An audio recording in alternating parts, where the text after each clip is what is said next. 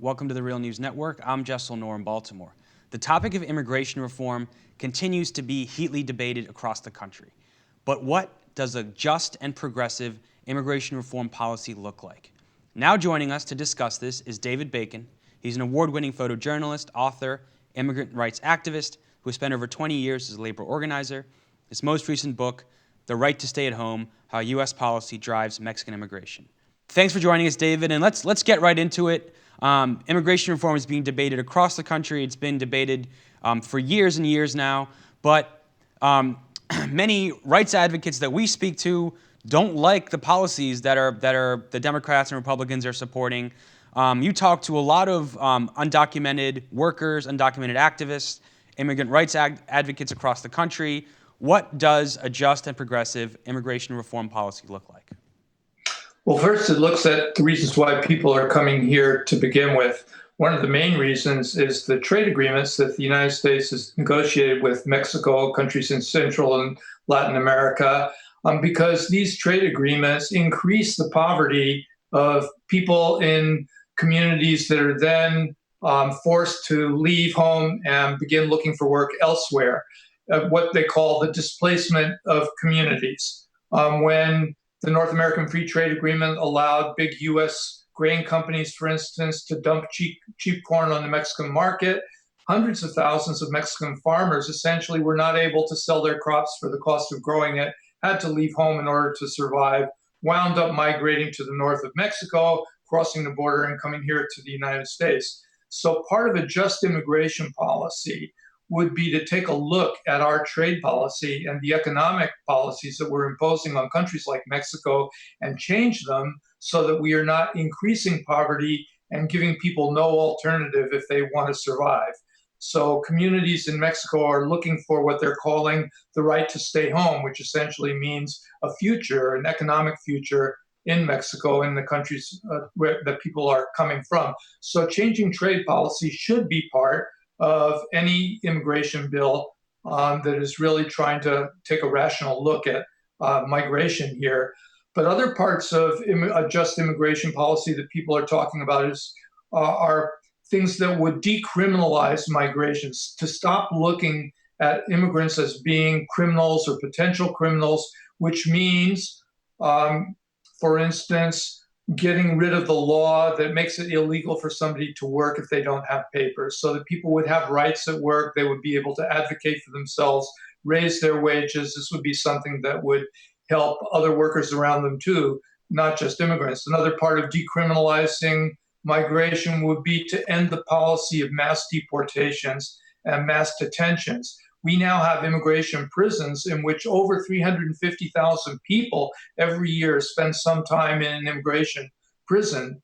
We didn't even have a system like that 15 and 20 years ago. So a just immigration policy, as it's defined by most migrant communities, would include decriminalizing migration and ending the detention system and ending the system which is leading to 400,000 deportations a year by, for instance, not having it become the responsibility of local police to enforce immigration laws, by returning it to immigration authorities themselves the way it used to be. Clearly, the legalization of people who don't have papers would also be part of a just immigration policy. We have 11 million people plus in this country who don't have legal status. They need some kind of legal status so that people can lead normal lives and don't have to be afraid all the time of being picked up for deportation. That also would be a part of a just immigration policy. So essentially, what a just immigration policy would do is it would look at migrants as being members of communities that exist here and try and ensure that people have the same rights and the same social status here, regardless of whether people were born in another country or whether people were born here. It would promote people's families by fixing the system for family migration, the ability of people to petition for their family members who are living in other countries to come and join them here in this country. That used to be the main basis of immigration to the United States.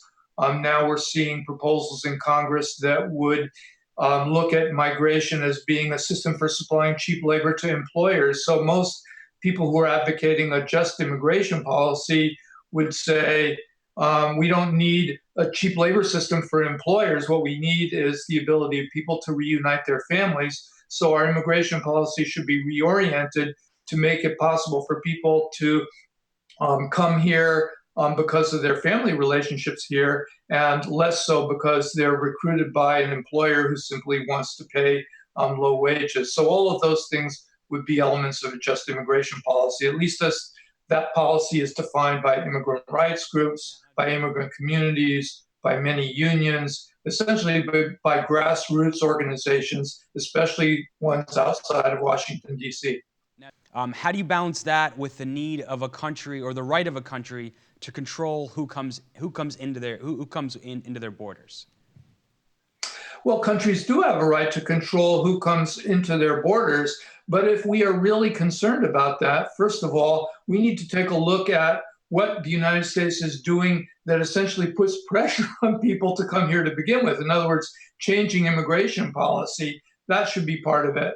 But also, I think that we have to look realistically at what happens as a result of criminalizing migrants. That a just immigration policy should include the making sure that people in this country, living in this country, have rights, especially the right to organize, the right to advocate for people, to advocate for themselves. This is something that helps all people. When people have the ability to, for instance, advocate for higher wages and more secure jobs, it helps the other workers around them, whether they're workers who were born here or workers who were born somewhere else. So if the consequences of crossing the border are that somebody becomes somebody without legal status, somebody who is having to live in fear all the time, that's not something that's good for the rest of the people that live around them in the communities that we have here in the United States or our workplaces. So controlling the movement of people across the border, we used to have a systems of border control, so to speak, that did not criminalize people in the way they do today, and we didn't have enormous problems with,